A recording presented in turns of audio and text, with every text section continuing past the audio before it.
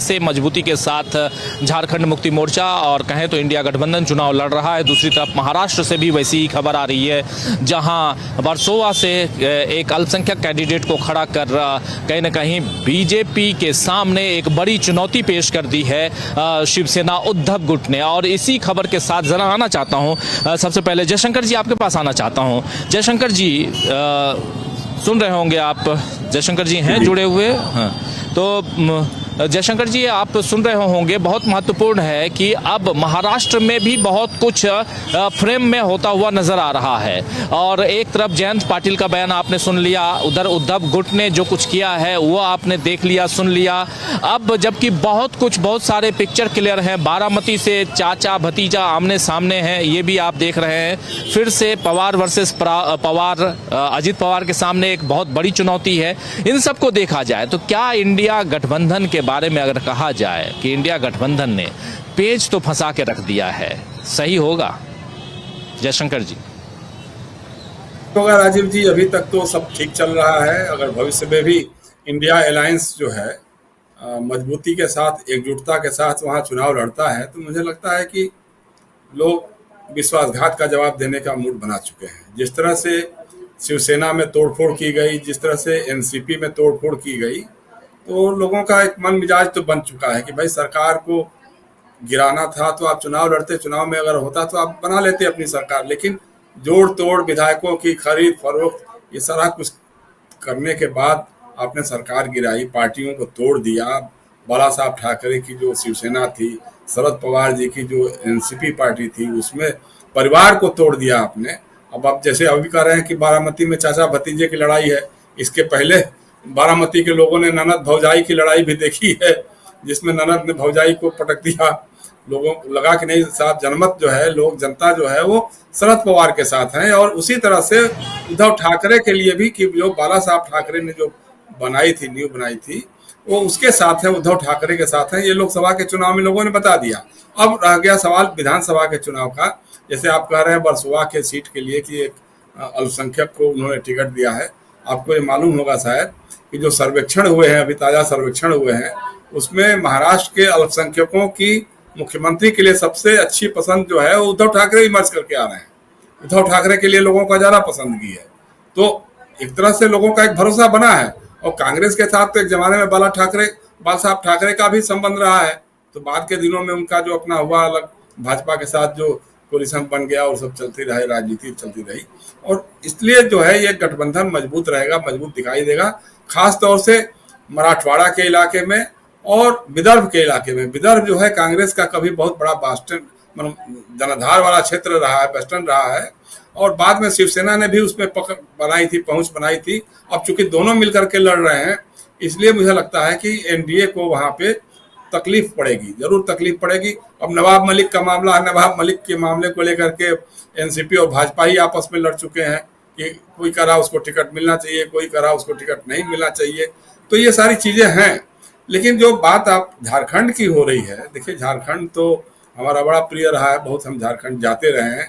जब रविवार के साथ काम करते थे या इंडिया टुडे में थे या हिंदुस्तान अखबार के लिए भी काम करते थे, तो झारखंड हमारा लगातार आना जाना रहा। और जहां आप बैठे हैं गिरिडीह में, तो गिरिडीह का बगल का क्षेत्र है बगोदर। बगोदर में हमारे मित्र गौतम सागर राणा कभी विधायक हुआ करते थे, आरजेडी के साथ हैं वो। बाद में वो सीपीआईएमएल का प्रभाव क्षेत्र बन गया, जहां से कॉमरेड महेंद्र सिंह विधायक होते थे। अभी मेरे ख्याल से शायद उनके पुत्र राजनीति में होंगे शायद। तो वो गिरिडीह जिला जो है, उस पूरे इलाके में सीपीआईएमएल का भी अच्छा खासा प्रभाव है, जेएमएम का भी है, आरजेडी का भी रहा है। और सबसे बड़ी बात जो है, झारखंड के इस चुनाव में कल्पना सोरेन एक तेजी से उभरते हुए राजनीतिक चेहरे के तरफ से इमर्ज होकर के आई है। ये बात सही, झारखंड को बहुत दिनों बाद एक ताजा चेहरा, ताजगी भरा चेहरा मिला है।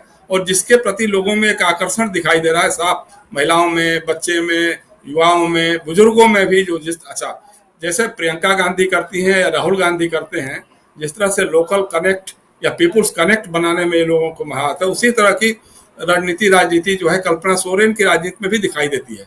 कल्पना भी लोगों से सीधे घुल मिल जाती हैं, लोगों से बात करती हैं और उनके इशूज को सोचती समझती हैं, और जो बन पड़ता है वो करने की बात करती हैं, संभव होता है तो उसको करवाती भी हैं।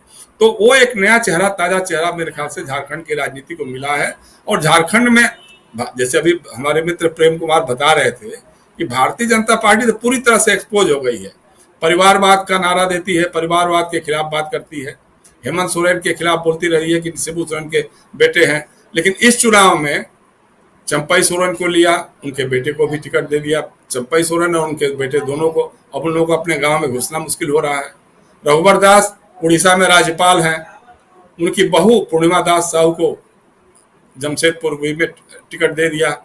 इसी तरह से अर्जुन मुंडा साहब हैं, उनकी पत्नी मीरा मुंडा जी को टिकट दे दिया। इसी तरह से मधु कोड़ा, जो भ्रष्टाचार के सबसे बड़े प्रतीक माने गए थे झारखंड की राजनीति में, भाजपा के लोग मतलब आसमान, जमीन से लेकर के आसमान उठा लेते थे मधु कोड़ा के खिलाफ, और वो मधु कोड़ा आज बीजेपी में है। उनकी पत्नी गीता कोड़ा को बीजेपी ने अपना उम्मीदवार बना दिया है। तो ये सारे इशूज हैं। बाबूलाल मरांडी जी अपनी अलग राजनीति चला रहे हैं, निशिकांत दुबे अपनी अलग राजनीति चला रहे हैं, उधर से अर्जुन मुंडा जी अलग राजनीति चला रहे हैं। तीनों की निगाह में है कि भाई हम मुख्यमंत्री बन जाएंगे, हम मुख्यमंत्री बन जाएंगे। ये तो एक चीजें हैं, लेकिन असली बात क्या है राजीव जी, झारखंड की राजनीति में अडानी और जो बड़े इंडस्ट्रियलिस्ट हैं, उद्योगपति हैं, चाहे जिंदल हो चाहे और लोग हैं, इन लोगों की निगाह लगी हुई है इस राजनीति के चुनाव में कि कौन हमारा आदमी जीत करके आ गया। क्योंकि जो झारखंड है वो मिनरल और माइंस से सबसे बड़ा संपदा का भंडार है। उस संपदा को कैसे हथियाया जाए, इस खेल में भी लोग लगे हुए हैं। तो इन लोगों का भी एक बड़ा रोल होगा। लेकिन चूंकि झारखंड की जनता, झारखंड के आदिवासी, झारखंड के मूल निवासी, उन लोगों के दिमाग में है कि एक आदिवासी को इसलिए जेल भेज दिया क्योंकि वो आदिवासियों के मुख्यमंत्री बना हुआ था, उसको जेल भेजा गया, जमानत पे छूट के आ गए हेमंत सोरेन। लेकिन अभी तक तो उनके खिलाफ कोई भी सबूत नहीं मिला, कोई सुनवाई नहीं हो रही है। अदालत में भी तो कार्रवाई होना चाहिए, चार्जशीट होना चाहिए, लेकिन कहीं कुछ नहीं हो रहा है।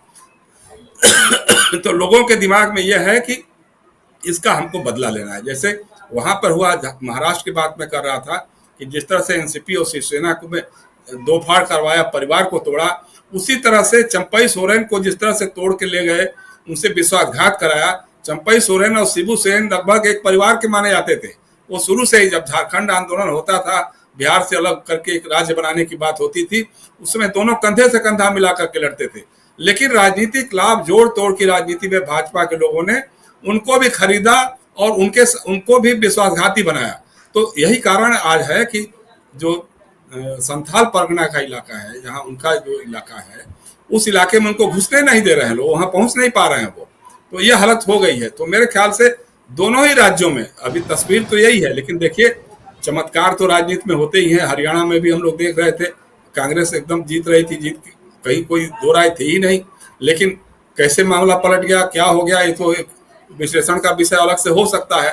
तो उसी तरह से अभी की तारीख में, जैसा आप खुद बता रहे हैं, झारखंड में जो फोटो दिखाई दे रहा है, वीडियो दिखाई दे रहा है, जिसमें कल्पना मेरे ख्याल से कार में दोनों झंडे घुमा रही हैं, तो उसको देखते हुए तो लगता है कि दोनों राज्यों में एनडीए हारेगा, इंडिया अलायंस की सरकार बनने वाली है, ऐसा लगता है। लेकिन अब अगर कोई खेल हो जाए, चमत्कार हो जाए, कहीं सेल्फ गोल हो जाए, तो इसकी कोई गारंटी नहीं देता। जी राजीव जी।